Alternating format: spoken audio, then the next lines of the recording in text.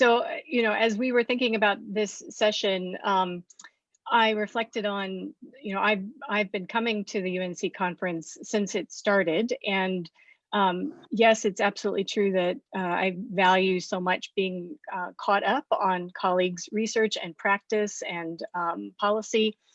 But it's also an opportunity to be together as human beings, and that I think is one thing that we're all really missing this year is just a chance to hang out and be together. So one of the requirements for being on this panel was to have a sense of humor, and so I took Erin's instruction quite literally.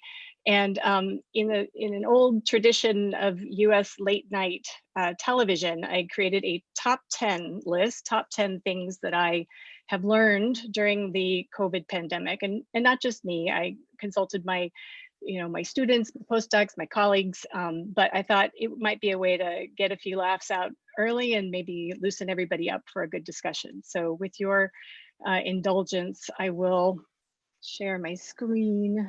So for those of you who aren't familiar with this tradition, there should be like jazzy music playing in the background, and you should imagine like a laugh track and all of that stuff going, all right? So the top 10 things I've learned or relearned during the COVID-19 pandemic. Number 10, it turns out that there are less comfortable places to work than the middle seat in a 16-hour plane flight, namely what counts as a home office for me right now.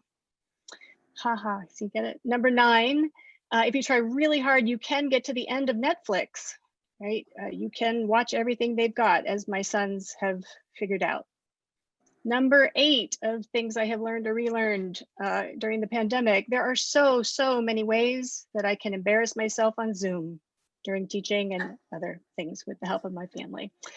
Number 7, there is such a thing as too much family time.